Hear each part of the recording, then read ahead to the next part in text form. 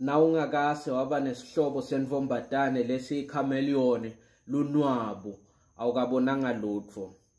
Mina ngikhumbula ngisahlala eDontoni, ngihlala na mzala wami noMkhosi. Khathi mina ngifundza esecondary noMkhosi besacedzile vele esikolweni abambe ama-piece job abuya kuhlalela ekhaya.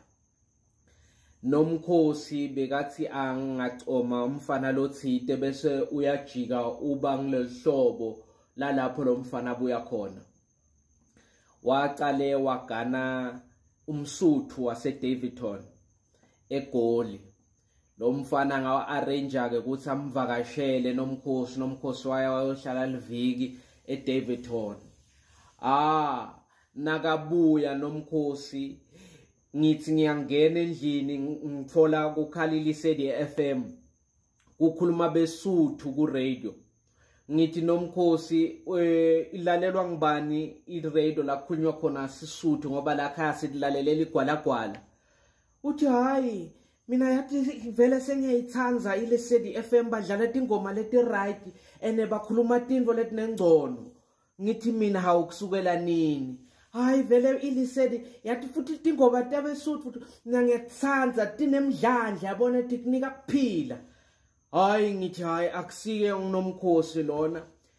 Ngikutshela ukuthi noma asefonini bese abuka tintfo letigcokwa beSuthu uma kungumshado noma kungemalobolo yabo uma banemicimbi ma-traditional attire bomthola abuke ma-traditional attire abeSuthu emabhukwini efonini.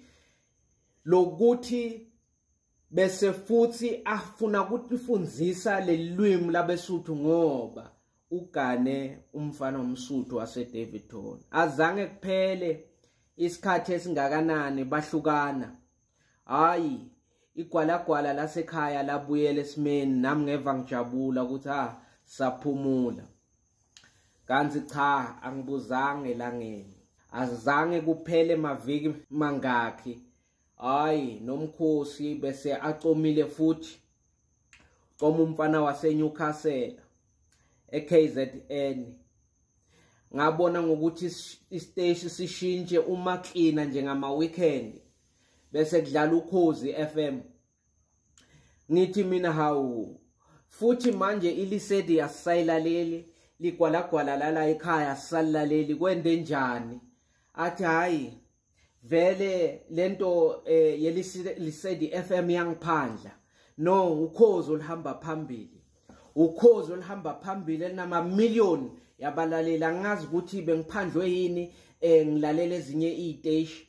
Manje sengilalela uKhozi FM. Ngithi hayi ngcono lona siyeva nabakhuluma. Hayi sithembeke kilo ngeke sisashintshe ngelinye ilanga ngithi ngiyafika sekudlala esinye isiteshi. Hayi azange kuphele isikhathi lesingakanani. No ngimthola soyapheka upheka iphuthu. Ngendlela nakhona sekapheka ngakhona sekuyabonakala ukuthi empilweni yakhe sekunomuntu ongumZulu la samthandzako ngoba phela sesifa liphuthu. Ukutshela nje ukuthi yena hayi akasamoshi imali kulawo malanga. Uthe uSiphamandla waseNewcastle ufuna ukum-introduce khaya kubo.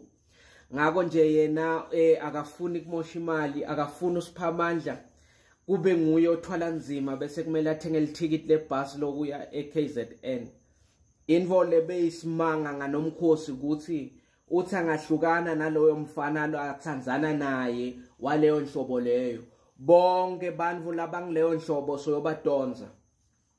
Bowuthi ungabita leligama le-ex yakhe uTshepo waseDaveyton lengumSuthu umuve athi maSuthu ngwazonda kabi akushiya endlini ahamba ayohuca tshwala.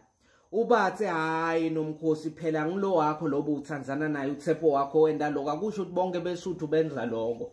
Umuva athi hayi mina ngibati kahle uTshepo bekakuphi imali afune tilip tonke ngikhulume namanye amanvombatane vela seDaveyton athi hayi bafana babeSuthu banjalo mina ngiyabati ungibone empilweni yami ngigane emSuthu ungibulale. Umangale ukuthi lolithando lelisedi FM lolithandvo lokuthi abogugula timpahla letigcokwa besutfu uma kunemicimbi seliphelelepi. Hayi utawumangala uthi wena usayibambele kumuntu longumZulu latsandzana naye kanti cha nalapho soshintshile. Damuva sekasha athi nje kufana nabaZulu. UmZulu angimfuni kabi unenkani. Akafuni ukulalela. Uthi hawu ngoba kule viki eliphelile wena bo uthi uyo introduce weNewcastle Sonel Soga igama lalo ngisiphamandla ufuna uku-introduce akhaya kubo. Athi hayi mina ngisebenzisana nabantu labanengani. Unenkani kabi usiphamandla vele ngibona ukuthi lento besizama siyeke. Angeke ngikhone kubeketelela mina umuntu lonengani nyalo nje ngititfolele umuntu longumpedi nga December yongi-introduce kubatali bakhe eLimpopo. Uthi hawu masinyane kangaka wena somuve on. Athi lona ngiyambona unelithandvo unempatho. Ngiyabona nje ukuthi ngitawugugela kubo ngoba futhi uyabathandza abatali bakhe.